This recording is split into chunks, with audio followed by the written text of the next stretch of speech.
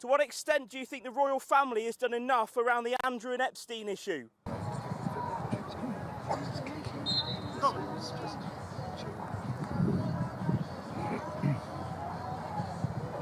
Just when the British royal family thought they could catch a break, they've walked right into a PR minefield. Prince William, the future king, just touched down in Saudi Arabia, and the reception hasn't been the diplomatic one the palace was hoping for. Critics are calling it a mind-boggling mistake, and the timing couldn't be worse.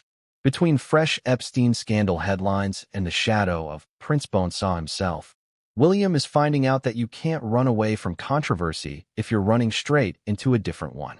Today, we're breaking down why this trip happened, why it's sparking outrage, and what it means for the future of the monarchy. So why was William there? Officially, this was a delicate diplomatic mission.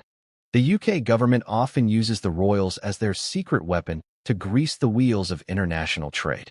Reports suggest the UK is eager to strengthen ties with Riyadh, specifically regarding a massive deal for fighter jets and defense technology. But there's a second reason. The palace needed a distraction. Back in London, the Epstein files are being unsealed, and the headlines surrounding Prince Andrew are getting louder by the day. The plan? Send William abroad, get photos of him looking statesmanlike, and wait for the news cycle to reset. Spoiler alert, it didn't work.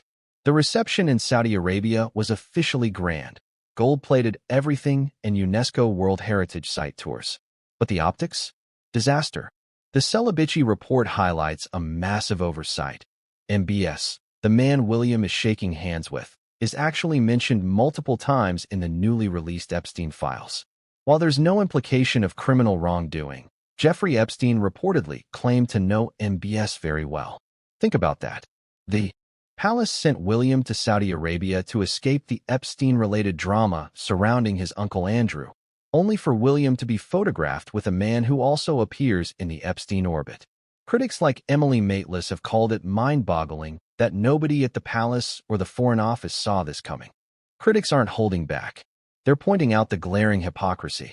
How can William release statements expressing deep concern for victims of human rights abuses or sexual exploitation, then spend the afternoon laughing with a leader linked to the Jamal Khashoggi murder and an absolute monarchy with a questionable human rights record? Commentators are calling William a lightweight for agreeing to the visit. Some even pointed out his extreme physical awkwardness during the trip. Instead of looking like a global leader, some felt he looked like a man-child being used as a pawn for arms deals.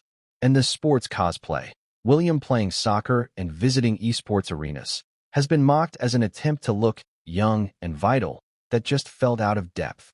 The public reaction has been chilly. Even in Saudi Arabia, William couldn't escape the noise. During a walkabout, he was reportedly heckled by a man asking if the royals had done enough regarding Prince Andrew's links to Epstein. William didn't respond, but the silence spoke volumes. Online, the sentiment is even harsher. People are asking, why can William sit down with a known murderer but can't reconcile with his own brother? The contrast between his coldness toward Harry and his warmth toward MBS is becoming a major talking point for the British public. Despite the backlash, both countries have a clear plan. For Saudi Arabia, this visit is about legitimacy.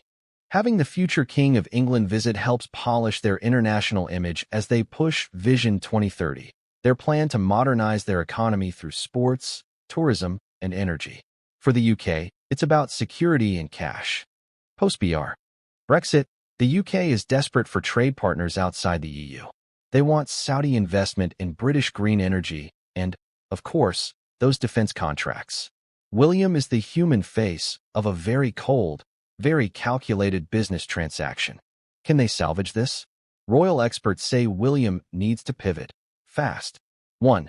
Expect a wave of wholesome engagements back in the UK, focusing on homelessness or mental health. 2. The public is already asking where Kate is. Bringing her back into the spotlight for a popular cause could shift the narrative. 3. There are rumors that William and Kate used a yacht belonging to a Saudi billionaire linked to these scandals. If they want to fix this, they need to stop taking perks from controversial figures. Transparency is their only way out. This trip was supposed to be a safe bet, but it turned into a masterclass in bad timing. Is William ready for the throne, or is he out of his depth? Let me know what you think in the comments. Was this a necessary diplomatic move or a mind-boggling mistake? Don't forget to like this video and subscribe for more royal insights. Until next time, stay regal and stay curious.